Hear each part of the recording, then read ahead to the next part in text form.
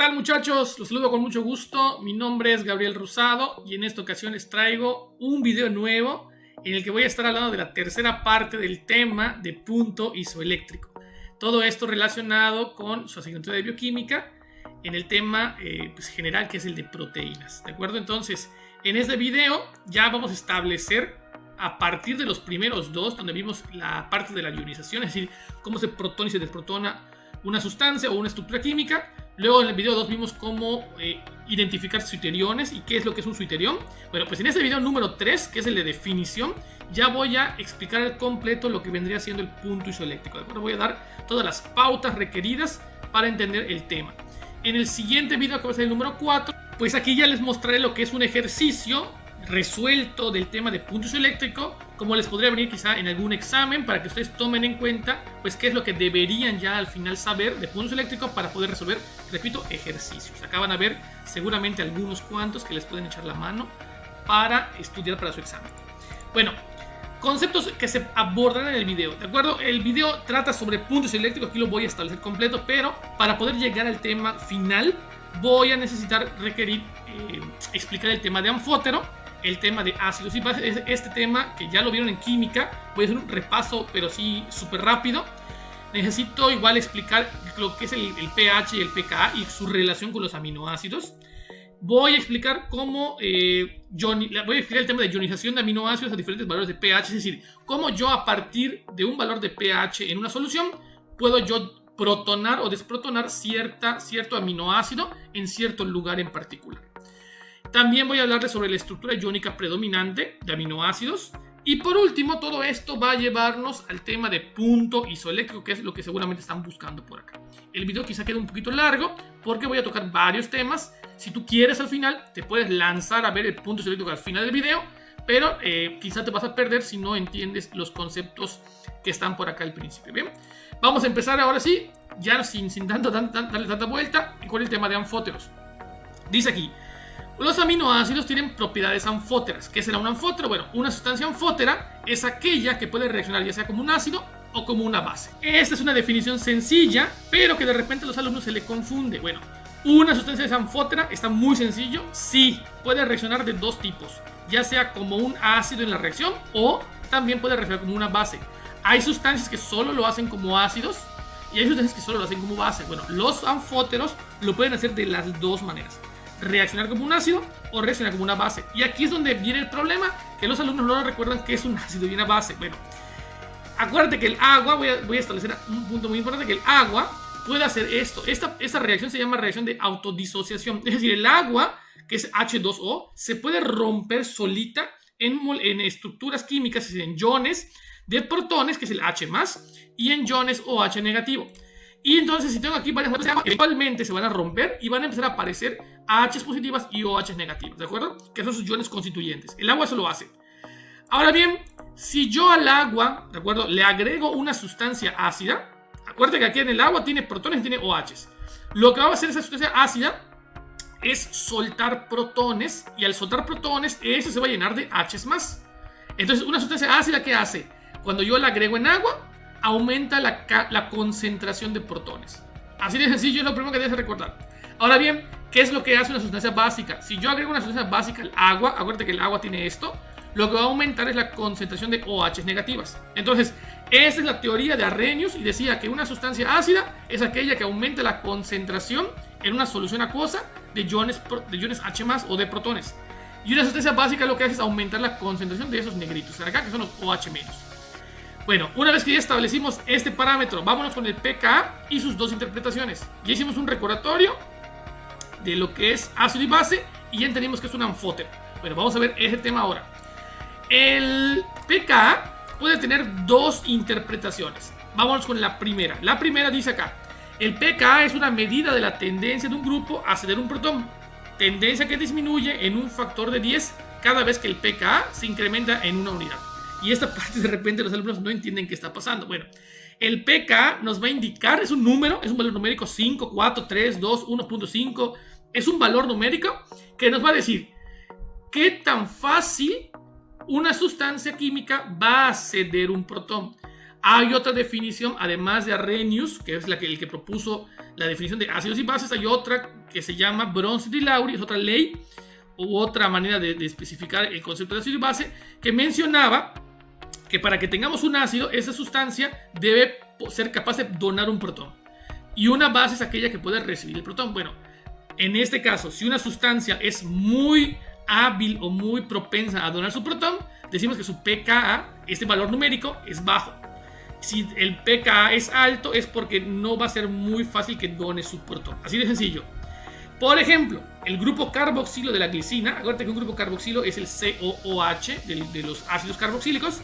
Entonces el grupo carboxilo de la glicina es un aminoácido, tiene un pKa de 2.3, es más de 100 veces más ácido. En otras palabras, se ioniza más fácilmente que el grupo carboxilo del ácido acético. Entonces, muchachos, la glicina, al ser más ácido, porque tiene un valor de pK menor que el ácido acético, que es 4.8, ¿bien? Al tener un valor más bajo, significa que va a tener la capacidad de donar su protón, de desprotonarse, un tema que ya vimos en un video previo, 100 veces más propenso al ácido acético. La glicina es más ácido que el ácido acético porque puede donar su protón más fácilmente. ¿Cuántas veces más? Más fácilmente, pues 100 veces más. Así de sencillo. Bueno, entonces, muchachos, para el que no conozca el ácido acético y la glicina, aquí te tengo las dos estructuras. Son muy similares. A las dos constan, ¿de acuerdo? De un carbono, un carboxilo, y aquí la única diferencia es que en vez de tener hidrógenos aquí alrededor de ese carbono, tiene un grupo amino, ¿sale? En este caso, lo que nos interesa del grupo del ácido acético y de la glicina son los grupos carboxilos, que son estos, COOH. Entonces, aquí sus valores de pKa son estos, es lo que nos están indicando, y esto lo que quiere decir es que mientras más bajo es el valor de pKa, es más fácil que este grupo se desprotone con respecto a este grupo. Es un método de comparación entre sustancias. En este caso, muchachos, si yo pongo glicina en un vaso con agua y pongo el ácido acético en el mismo vaso con agua, lo que va a pasar es que aquí van a aparecer más protones, porque es más fácil que la glicina se desprenda de sus protones al tener un pKa más bajo que el ácido acético. Básicamente sería la primera interpretación de pK. Segunda interpretación de pK. Cuando en una solución el pH de esta es igual al pKa del soluto, se cumple que la concentración de la parte protonada del soluto es igual a la de la parte desprotonada. Y todo este rollo que está acá de repente también confunde a los alumnos. Vámonos a explicar esta segunda interpretación. Todo eso está relacionado con el primer video que yo les mostré sobre cómo se desprotonan las estructuras. Aquí tengo una parte o una estructura protonada, ¿de acuerdo? Ese que saca es una estructura protonada porque tiene aquí su H en el grupo carboxilo, es un aminoácido. Y cuando esto reacciona y se desprotona, queda de esta manera, ¿de acuerdo? Esta que está acá sería la parte protonada y esta sería la parte desprotonada, ya que este protón ya no está pegado aquí. De hecho, este quedó como un oxígeno negativo. Toda esta parte ya la expliqué, repito, en el video 1 de punto isoeléctrico. Entonces, cuando tenemos este proceso de protonación y desprotonación, existen dos sustancias importantes o dos estructuras. Uno, que es la parte protonada, y la otra, que es la parte desprotonada. La parte protonada es un ácido según Bronsted-Lowry, porque es la sustancia que es capaz de ceder un protón. Esta se conoce como base conjugada porque es el par conjugado de este, pues lo que quedó es el remanente, pero sin su hidrógeno. A ese se le conoce como base conjugada. Y todo eso, repito, está relacionado con el tema de ácidos y bases de Bronsted-Lowry. Si hacemos lo mismo, pero con el grupo amino, ¿de acuerdo? En este caso, en este aminoácido, el grupo amino está protonado, tiene su hidrógeno azul aquí. Cuando reacciona y se desprotona, queda como esta parte sin su protón. De hecho, el protón está acá. Entonces, esta es la parte protonada y esta es una parte desprotonada. Aquí, si te fijas, el COOH no pinta nada. Lo que estamos analizando es el grupo amino. Entonces, muchachos, en un proceso de protonación y desprotonación van a haber siempre dos partes. Una que es la protonada y otra que es la desprotonada. Entonces, lo que nos está diciendo, básicamente, el segundo aspecto del pKa que hay que considerar es que en una reacción de protonación y desprotonación van a haber dos estructuras. Y fíjate, acá tenemos el ácido acético, del que estábamos hablando en un principio. El ácido acético puede protonarse y desprotonarse, ¿bien? Entonces el ácido acético, si yo lo coloco en agua, como está por acá, va a ocurrir la siguiente reacción. El ácido acético sería este, CH3COOH. Fíjate cómo esto es la parte protonada, es la parte del ácido. Y cuando reacciona y se desprotona, va a quedar un protón libre y va a quedar esa estructura que sería su base conjugada, que es la parte desprotonada. protonado, desprotonado. Si yo lo coloco en agua, va a quedar así. El agua se rompe solita, generando OH negativos y H positivos. Pero además el ácido acético se va a descomponer en esta agua, es decir, se va a disociar. Y van a haber tres componentes. Esta parte, que sería la parte protonada, el protón que se soltó y la parte desprotonada. Como a mí no me interesa el agua en este caso, porque no quiero analizar el agua, lo voy a eliminar de aquí. Y el agua lo desaparezco y solamente quiero que nos concentremos en estos tres. Vamos a ver su comportamiento relacionado con su pKa. En este caso, muchachos, recordemos que en un ambiente ácido hay un montón de protones. Y en un ambiente básico hay una carencia de protones porque el que abunda es el OH negativo. Entonces aquí hay muchos protones en medio ácido y pocos protones en medio básico. Por lo tanto, cuando el pH, muchachos, es bajo, es decir, estamos en medio ácido, abundan los protones. Y cuando estamos en un pH alto, cuando estamos en medio básico, escasean los protones. Recuerda eso. En este caso, muchachos, estamos hablando del ácido acético que estaba en un vaso de precipitado y tengo tres partes. El CH3COOH, que es la parte protonada, esta parte que es el CH3COO negativo, que sería la parte desprotonada, y tengo mi protón. Es decir, lo que está aquí en la reacción química, los tres participantes de la reacción son estos tres que están por acá. Y vamos a hacer un pequeño análisis del pKa. Dijimos que el pKa del ácido acético, que es este que está aquí, es de 4.8, lo dije en unas láminas anteriores. Y vamos a hacer un pequeño análisis de qué pasaría si el pH de la solución toma valores relacionados con este 4.8. Por ejemplo, cuando el pH de la solución es de 4.8, esto que está aquí es la interpretación del pKa número 2, que es lo que estamos viendo ahorita. Pues cuando el pH es igual a 4.8, recuerda esto, el pH es igual al pKa, hay la misma cantidad de CH3COOH, que sería la parte protonada, que de CH3COO-, que es la parte desprotonada. Es decir, la misma cantidad de estos hay de estos. Y se vería más o menos así. Si hay dos de los rojitos, que sería la parte desprotonada, pues tienen que haber a fuerza dos protonados, que son los moraditos. Si hubieran 5 de uno, hay 5 del otro. Si hay 10 de uno, hay 10 del otro. Eso es la segunda interpretación del pKa. La primera tenía que ver con quién era más susceptible a tener su protón. Mientras más bajo el pKa, es más susceptible a donar el protón. Pero la segunda interpretación tiene que ver con esto. Cuando el pH de la solución equivale a este valor de pKa, en este caso 4.8 para el ácido acético, la misma cantidad de protonados van a haber de desprotonados. Ahora bien, también puede pasar el caso de que el pH sea menor que 4.8.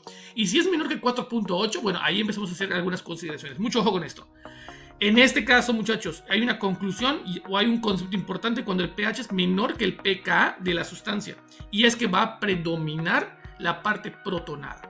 Otra vez, cuando el pH es un valor numérico, sea menor de 4.8, por ejemplo, 2.5, 3.2, cualquier valor numérico de pH menor de 4.8, lo que va a pasar es que aquí dentro del vaso va a pasar esto, que la parte protonada se va a volver más predominante, es decir, va a haber mayor cantidad con respecto a la parte no protonada o la parte desprotonada. En este caso, en la gráfica, es decir, en esta imagen con el vaso, si te fijas hay más moraditos, que son los más protonados, con respecto a los desprotonados. Y todo eso responde a lo que dijimos hace un momento, que cuando el pH es bajo, es decir, estamos por debajo de 4.8 y hablamos de que es un pH bajo, estamos en medio ácido y por lo tanto abundan los protones. Entonces, si abundan los protones, la parte desprotonada tiene con quién conectarse, es decir, va a ocurrir esta unión entre un protón y la parte desprotonada al hacer un montón de estos y van a crear ese tipo de estructuras que sería la parte protonada. Entonces, si yo tengo algo desprotonado y hay un montón de protones a mi alrededor, se va a protonar. Y si se protona, lo que va a haber un montón es de moléculas o de estructuras protonadas. Por eso aquí tenemos más morados que rojos. ¿Esto cuándo va a pasar? Siempre que el pH sea menor que el pKa de la sustancia. Aquí en este caso hablamos de que es un 4.8 porque es el ácido acético. Pero si el pKa fuera de la glicina, que es 2.3 más o menos, pues hablamos de valores menores a 2.3. ¿De acuerdo? Pero vamos a ver qué pasa cuando el pH, ¿de acuerdo?, es mayor que 4.8. Es decir, cuando el pH es mayor que pKa. Y si el pH es mayor que el pKa, estamos hablando de que va a predominar la parte desprotonada. Y el análisis es este más o menos. Aquí hay más de los rojitos, o más de los rojitos, comparado con el moradito. Aquí va a abundar o va a predominar la estructura desprotonada respecto a la protonada. Y todo eso corresponde a la explicación de que cuando el pH es alto, si yo hablo de que el pH es mayor que 4.8, es mayor que el pKa, pues estoy hablando de que con respecto al pKa es más básico el pH, y en este caso pues, el número de protones empieza a decaer, hay una reducción de la cantidad de protones, y como no hay protones, bien, lo que tiene que pasar es que este que está aquí va a aumentar, es decir, va a tener menos cantidad de protones para reaccionar y formar la parte protonada. Por lo tanto, estos, al no tener los suficientes protones, empiezan a abundar. Por eso es mayor la cantidad de rojitos que de morados. Es básicamente por la cantidad de protones presentes en el medio donde están los protones y los protonados, para que puedan hacer las combinaciones pertinentes. Como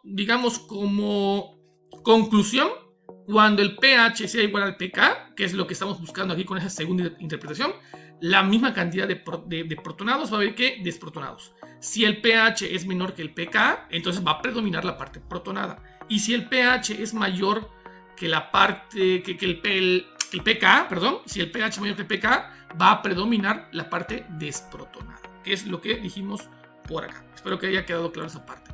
Ya vimos las dos interpretaciones de los pKa, ¿va? Bueno, vámonos al siguiente tema, que es la ionización de aminoácidos a diferentes valores de pH. Vamos a ver qué efecto tiene el pK y el pH, qué efecto tiene en los aminoácidos. Recuerda entonces, otra vez nada más porque quiero que quede claro, que en un medio ácido abundan los protones y en un medio básico abundan los OH negativo, es decir, empieza a empobrecer la cantidad de protones. Otro recordatorio u otro comentario es que los aminoácidos tienen datos bien definidos de pK. Esos datos de pK tú no los tienes que calcular, ya están reportados incluso en tablas. En cualquier libro encuentras esos valores de aminoácidos. Por ejemplo, tenemos que todos los aminoácidos tienen al menos 2 valores de pK y algunos tienen 3 valores debido a su cadena R.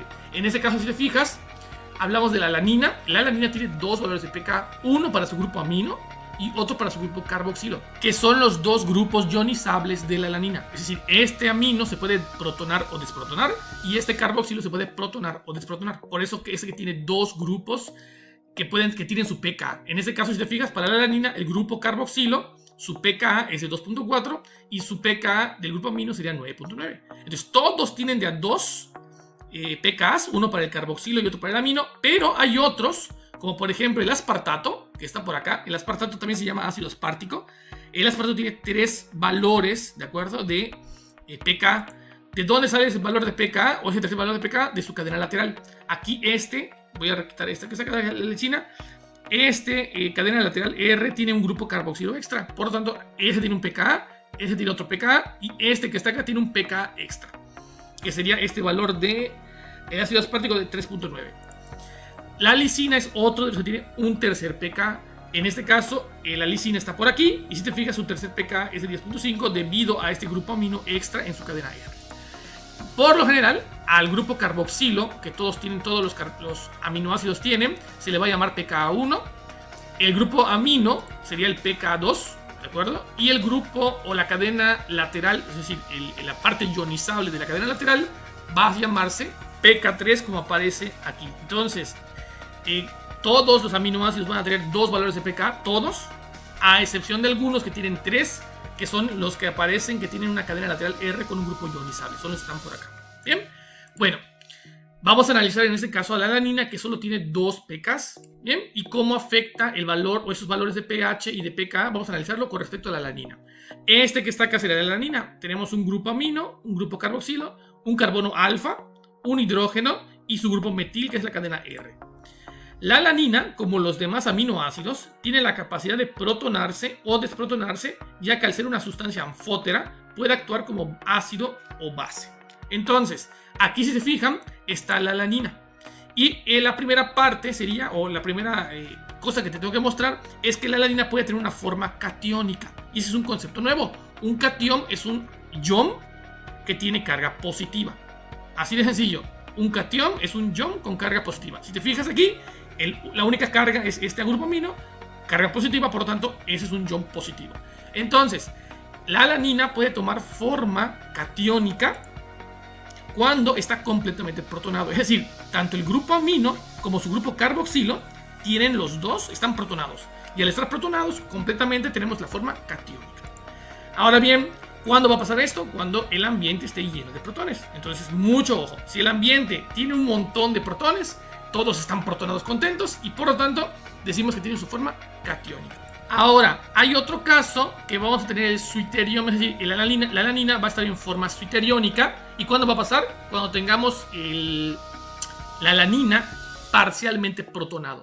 ¿Y por qué va a estar parcialmente protonado? Bueno, porque aquí en este momento la cantidad de protones no es tanta como aquí abajo.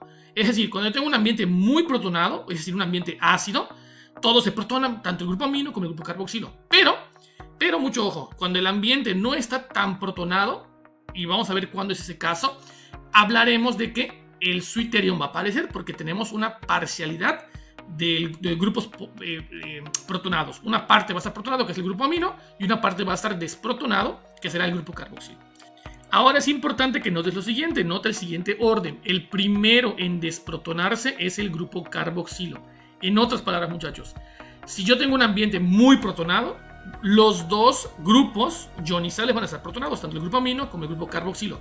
Pero conforme vaya reduciéndose el número de protones, lo que va a pasar es que se van a empezar a desprotonar. Y al desprotonarse, el primero que lo hace es el grupo carboxilo. ¿Por qué se va a desprotonar? Porque estamos buscando un equilibrio. Es decir, fíjate, los dos los tengo protonados. Empieza eso que es una fiesta completa porque todos están protonados. Hay protones por todos lados. Entonces todos están protonados felices. Conforme empieza a decrecer el número de protones a su alrededor, la molécula dice, bueno, pues yo soy el invitado acá, lo que voy a hacer es donarme uno de mis protones para que siga habiendo protones en la fiesta. El primero que se desprotona es el grupo carboxilo. Es lo que está indicando acá. Para pasar de la forma catiónica a la forma suiteriónica, el que se desprotona, mucho ojo, es el carboxilo, no el grupo amino. Hay un orden. Por eso dice acá, nota el orden. Ahora bien, ¿qué pasa si el número de protones a nuestro alrededor en el ambiente empieza a decrecer aún más? Bueno, pues llegamos a la forma aniónica. Y la forma aniónica es esta que está por acá, en donde tenemos una carga completamente negativa. Fíjate, el catión es un ion con carga positiva, el suiterión es un ion con carga neta de 0, ya lo expliqué en su momento, y el anión es un ion con carga negativa neta. Entonces aquí si te fijas, ¿qué pasó? Que hubo una segunda desprotonación. ¿Quién se desprotonó? Ahora se desprotona el grupo amino. Entonces el orden es el siguiente. Tengo todos protonados, todos contentos. Empieza a reducir la cantidad de protones en el ambiente. El primero que dice, bueno, yo cedo el mío porque pues está padre ceder el mío, es el grupo carboxilo. Y una vez que el carboxilo ya cedió el suyo y empieza a reducirse la cantidad de protones a su alrededor, pues el que dice, bueno, yo voy al rescate, es el grupo amino y dona su protón. ¿Por qué? Porque, repito, estamos en un ambiente lleno de protones, empiezan a desaparecer los protones y la molécula o la estructura del aminoácido empieza a donar sus protones para que el ambiente siga teniendo sus protones. ¿Sale? Entonces, el orden es, primero el carboxilo se desprotona y por último el amino. Entonces, la carga neta aquí ya queda negativo. ¿Y esto cuándo va a ocurrir? Cuando tenemos un ambiente escaso de protones. Así de sencillo. También podríamos regresar, es decir, si primero el ambiente es escaso, voy a tener a mi anión. Si yo empiezo a agregar protones a la solución, es decir, al ambiente, se va a protonar primero el amino. El orden aquí es al revés. El primero que se protona es el amino. Y ya que se protona el amino y sigue habiendo un aumento en el número de protones, el que se va a protonar es el carboxilo. Entonces, el orden es el siguiente, muchachos. Cuando todo está padre, cuando hay un montón de protones, el primero que empieza a desprotonarse cuando hay problemas, es decir, cuando empieza a haber una carencia de protones, es el carboxilo. Luego sería digamos, el de refuerzo del grupo amino y se quedó desprotonado. Pero cuando empezamos en un ambiente escaso de protones y empieza a haber un aumento de protones, el primero que se protona es el amino y por último el carboxilo. Espero que haya quedado bien claro esa parte, porque es interesante para, repito, el análisis del punto isoeléctrico. Bueno, ahora sí empieza lo bueno, porque ya vamos a empezar a analizar la curva que está por acá, que se llama curva de titulación. Y esta curva de titulación es muy común para aminoácidos. ¿Y qué significa? Vamos a entender los ejes. Para empezar, este eje Y es un pH. Recuerda que aquí van a ver valores de pH. Si te fijas, el valor inicial de pH es un valor ácido y el valor de final de pH es un valor básico. Entonces vamos a pasar desde ácido hasta base. Aquí abajo tenemos equivalentes de OH negativa, que no es otra cosa más que cantidad de base. ¿Sale? Al principio estamos en ácido, por lo tanto no hay nada de base. Y conforme yo le empiezo a agregar base a esto, va aumentando esta cantidad de equivalentes hasta que tengamos un valor bastante elevado de base. Pero la pregunta es, ¿por qué vamos a echar base? ¿Qué es ese relajo? Bueno, esta curva de titulación, como el nombre lo dice, es cuando ocurre una titulación ácido-base. Y si tú recuerdas, teníamos un ácido en un vaso o en un recipiente, y para que tú lo puedas titular hay que ir agregando poco a poco una base. ¿Qué va a pasar? Que va a ocurrir una reacción de neutralización, donde el ácido reacciona con la base, y lo que va a pasar es que en la cantidad de protones empieza a reducirse. Es decir, aquí abajo tenemos un ambiente ácido, es decir, hay muchos protones. Y aquí arriba tenemos un ambiente básico, como dijimos, y hay pocos protones. Es decir, al principio del proceso de titulación teníamos una fiesta de protones porque todo es abundante de protones. Pero conforme le empezamos a agregar una base, es decir, equivalentes de OH negativo, que es una base, cuando yo le empiezo a echar esto, lo que va a pasar es que se empieza a neutralizar con los protones, formando agua. O sea, H más OH menos forma agua. Y esta neutralización lo que va a pasar, lo que va a generar es que los protones empiezan a decrecer. Y si decrece, lo que va a pasar es que va a empezar a aumentar el ambiente básico y por tanto empiezan a decrecer los protones. Ojalá que esa parte te quede bien claro. Entonces, al principio tenemos un ambiente ácido. Cuando finaliza tenemos un ambiente básico, tanto en el eje Y como en el eje X. ¿De acuerdo? Aquí tenemos un ambiente ácido porque no hay base. Y conforme le empieza a echar base, se queda un ambiente básico. Bien, bueno, dice acá, en ese tipo de gráficas de la titulación se pueden observar 3 puntos importantes para la alanina. ¿De acuerdo? Para la alanina es esto que está que vamos a hacer. Repito, hay 3 puntos importantes. Estos puntos se llaman puntos de inflexión y son muy importantes. Los puntos de inflexión en esta curva en particular son este, que es el pK1. Fíjate, el pK1 está aquí. Este, que es el punto isoeléctrico, que ahorita vamos a analizar y vamos a decir exactamente qué es. Pero aquí hay un punto isoeléctrico. Y el tercero sería el pK2. Entonces esos 3 puntos son importantes. Esos 3 puntos segmentan la curva en 4 regiones de pH. 4 regiones, muchachos. Tenemos la región de pH inicial hasta llegar al valor de pK1. Acuérdate que el valor de pK1 es un valor numérico. En el caso de la alanina, ahorita vas a ver que es como de 2.3 por ahí. Entonces, si yo tengo un pH inicial, aquí fíjate, más o menos es como de 1.5, 1.6. Hasta el valor del pK, que es como de 2.2, 2.1 por ahí. Entonces toda esta región, ¿de acuerdo? Sería la región 1 de pH.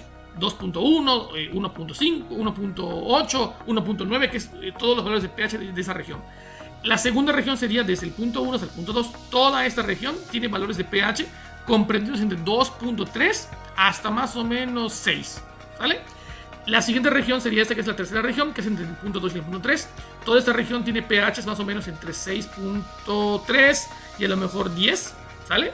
Y la última región sería del punto 3 para arriba, que sería toda esa región de la curva, que más o menos tiene de 10 más o menos hasta el 12. Vamos a ponernos ahí no tan exigentes. Bueno, todas esas regiones son valores de pH.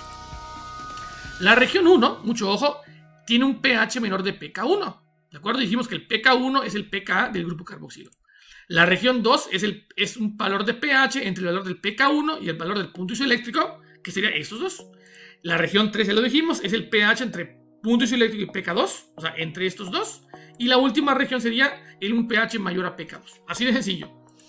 Entonces, a partir de este análisis, tenemos lo siguiente.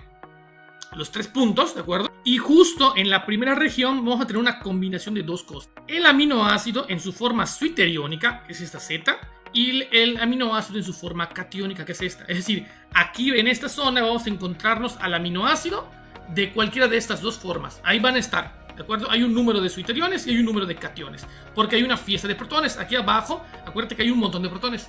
Pues una parte de los aminoácidos van a estar protonados completamente, porque alcanzaron a agarrar protones. Y hay una parte zwitteriónica porque no todo alcanzó a agarrar protón, sino que solamente el amino, por ejemplo, alcanzó a agarrar un protón del ambiente. En ese caso el carboxilo no alcanzó a agarrar, ¿sale? En este estamos en un punto en donde hay una mezcla de estos dos. Pero da la casualidad que cuando el pH es menor al pK1, es decir, todo lo que está por aquí abajito, ya había explicado que lo que predomina es la forma catiónica del aminoácido.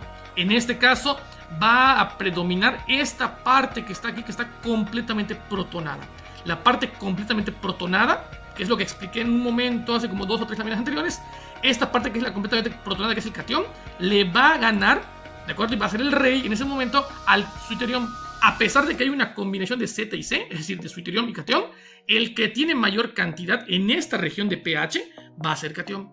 Entonces, si yo tuviese que decir qué carga tiene el aminoácido aquí abajo, a un pH, por ejemplo, que te gusta, de 2 o de 1.9, la carga del aminoácido predominante sería de positiva, sería el catión. Ahí es el que está ganando, es el rey.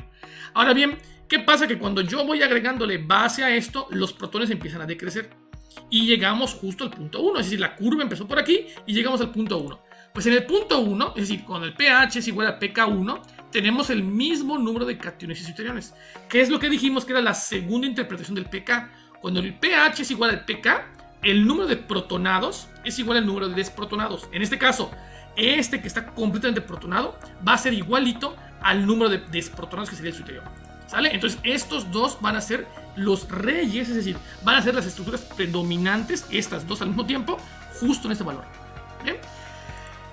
Cuando el pH está entre pK1 y el punto isoeléctrico, lo que predomina es la forma suiteriónica del aminoácido. Es decir, cuando el pH está en esta región, tenemos la misma combinación de suiterión y catión, nada más que mucho ojo. Lo que empieza a predominar es esto. ¿Por qué? Porque esta estructura, lo que va a pasar es que cuando empieza a decaer el número de protones en la fiesta, va a empezar a soltar sus protones. Y recuerda que el primero que suelta su protón es el carboxilo.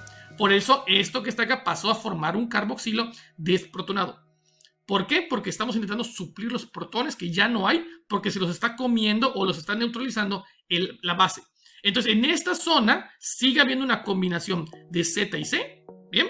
Pero ahora el rey es el suiterión, ya no es el catión, ¿sale? Aquí el rey es el catión, aquí hay un empate y aquí el rey es el suiterión, siempre y cuando hay una mezcla, repito, de suiterión y catión. Conforme siga aumentando la base, llegamos a un valor importante que es el punto isoeléctrico, ¿bien? Cuando el pH es igual al punto isoeléctrico, solo existe el suiterión. Aquí se acabó el catión, ya no tenemos nada de catión y el rey sigue siendo el suiterión. Es decir, aquí solamente, repito, va a haber suiterión, ya no hay ningún catión, ya que en este punto, ¿de acuerdo? Cuando llegamos al punto isoeléctrico, este protón que estaba en el carboxilo ya lo cedió al completo y ya no quedó nada de esto.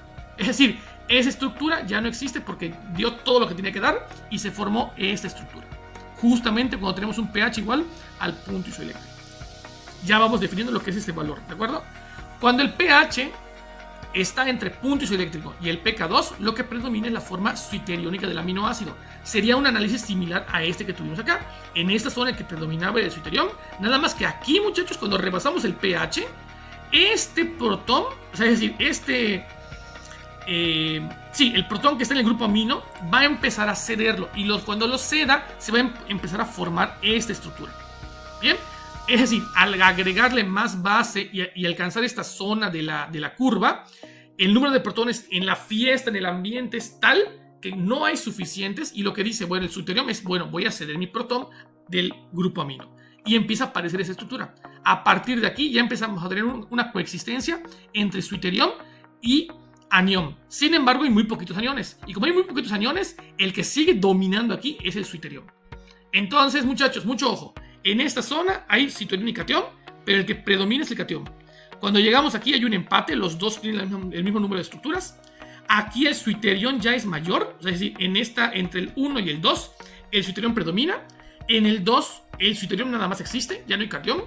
Bien. En esta parte, de entre 2 y 3, empieza a aparecer poco a poco el anión. Ya no hay catión, empieza a aparecer poco a poco anión, pero predomina el suiterión, por eso aquí es el rey. Cuando el pH alcanza el valor del pK2, tenemos el mismo número de aniones y suiteriones. Es decir, aquí en este valor, el número 3, ya empezamos a tener el mismo número de estos dos. Aquí en esta zona, el mayor es el suiterión, pero cuando llegamos a este valor de pH, tenemos un empate entre estos dos. Hay el mismo número, 6, 5 de este y 5 de este. Si hay 10, hay 10. Bien.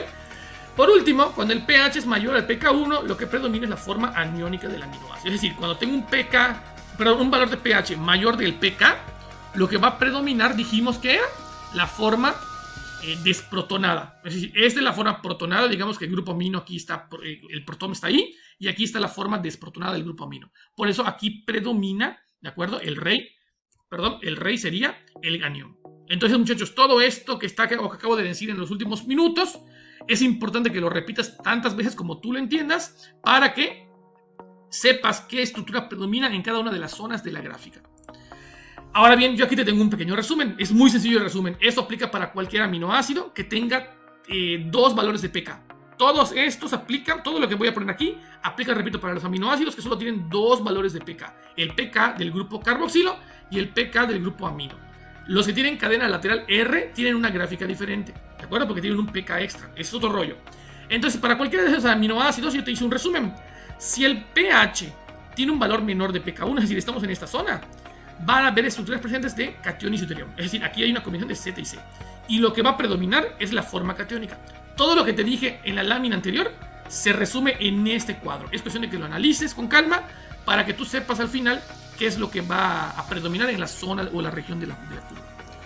Ahora bien, la estructura predominante de la alanina, ya una vez que ya iniciemos este análisis, yo con esto que ya analicé, puedo reconocer la forma predominante de la alanina en cualquier pH. Fíjate, tenemos tres tipos de estructuras: la catiónica, la deuteriónica y por último la aniónica. Si yo agarro los valores del pK para la alanina, en este caso, que sería este valor de 2.4 y 9.9, yo los pongo por aquí. Y en este caso, el punto isoeléctrico de la alanina, tú lo podrías calcular, porque ahora te voy a mostrar cómo lo calculamos, pero en este momento, como no lo he explicado, te voy a decir que vale 6.15.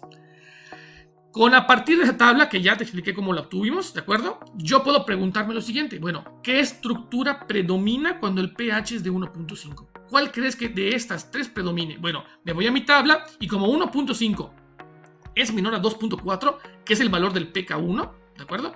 Entonces, hay una mezcla de catión y deuterium, pero lo que predomina es la forma catiónica. O sea que la respuesta sería este que está por acá. Esa estructura predominaría a un pH de 1.5. Pero ¿qué pasa si yo mi solución, en vez de 1.5, digo que el pH es de 8.2? En el pH de 8.2, el que predomina, ¿de acuerdo?, sería la forma deuteriónica, porque 8.2 está justamente en este rango, entre 6.15 y 9.9.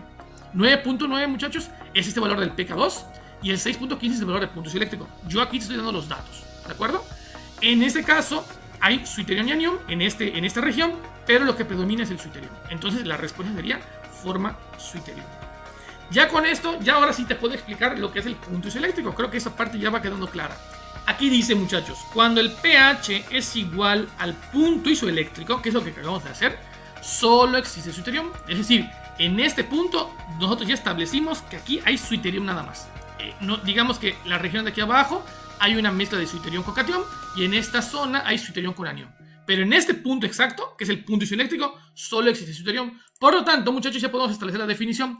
El punto isoeléctrico, para empezar, es un valor de pH. Es un número: 5, 6, 4, 2, un valor de pH.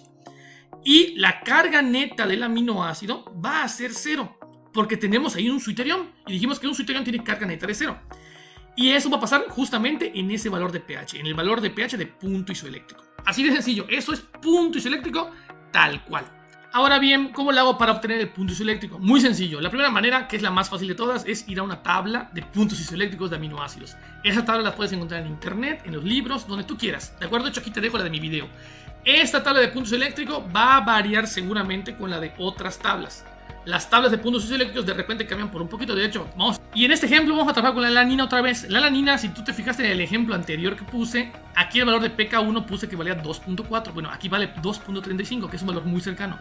En el otro valor de pK2 puse que valía 9.9. Bueno, aquí vale 9.69. Tampoco se pasa por mucho.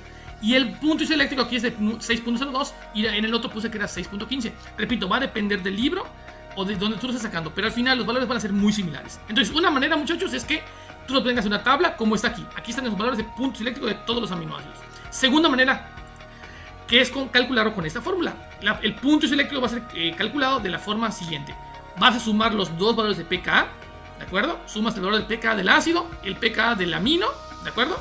Y lo divides entre dos. Es un promedio. En este caso, si metemos los valores de esta fórmula, ¿de acuerdo?, nos quedaría como que punto isoeléctrico de la alanina sería igual a sumar 2.35, que es el valor del pK1, más 9.69, que sería el valor del pK2, entre 2, es decir, hacemos el promedio, y al final tendríamos esta cuenta que da 6.02, que es ese valor que está acá. Lo mismo podrías hacer con, por ejemplo, con la asparagina. Sería sumar 2.02 con 8.8, dividir entre 2 y debe darte 5.41. Ahora bien, acá hay algo que tienes que tomar muy en cuenta y es muy importante. Dice acá, el punto isoeléctrico de un aminoácido con una cadena lateral, que sea un ácido fuerte o un ácido débil, es el promedio de los dos valores de pKa más bajos. En el caso de los aminoácidos con una cadena lateral básica, el PI es el promedio de los dos valores de pK más altos. Es decir, ¿esto cuándo vamos a aplicarlo? Cuando las cadenas laterales estén cargadas. ¿Y cuándo va a pasar eso? Bueno, cuando tengamos un valor de pK para el valor de la R. Y dijimos que habían algunos aminoácidos que tenían esos valores de pK extras, ¿de acuerdo? Todos dijimos que tenían de 2, pero dijimos que algunos tenían un extra que es el tercer valor de pK. Y te voy a poner como ejemplo al ácido aspartico. El ácido aspartico, que es este, tiene una cadena R donde tiene un extra de un grupo carboxilo. En este caso tenemos un grupo amino, un grupo carboxilo y un grupo carboxilo. En este caso tú lo que vas a hacer es sumar los dos valores más bajos, porque el ácido aspartico es un ácido. ¿Sale? Está fácil eso. Entonces, como es un valor ácido, vas a sumar los dos valores más bajos de pK y saca su promedio. Sería 2.09 más 3.86 entre 2 y lo divides y eso me da 2.97, que es el que está por acá. Pero si agarras a la lisina, que la lisina en vez de ser un aminoácido ácido, es un aminoácido básico. ¿Por qué es básico? Porque tiene, en vez de tener un carboxilo extra, tiene un amino extra. En este caso vas a agarrar los dos valores más grandes. En este caso vas a agarrar 8.95 y 10.53. Si yo sumo esos valores entre 2, me da el valor del punto eléctrico, que es 9.74. ¿Cuándo vas a hacer eso de los dos más chicos a los dos más grandes? Cuando haya un aminoácido con una cadena lateral que tenga un valor de pK. Para todos los demás, por ejemplo, la glicina solo tiene 2. Entonces para este solo agarrarías esos valores, haces el promedio y obtendrías el valor del punto eléctrico. No te quieres pelear con las fórmulas. Si no te quieres pelear con esto, directamente vas a una tabla y agarras el valor del punto eléctrico y se acabó. Con esto, muchachos, ahora sí llegamos al final de lo que fue la explicación de lo que es puntos eléctricos. Y en nuestro próximo video, que es el que estás viendo justo acá, que es el número 4 de ejemplos, pues te voy a poner ejercicios para practicar el concepto de puntos eléctricos. Nos vemos en la próxima, muchachos. Saludos.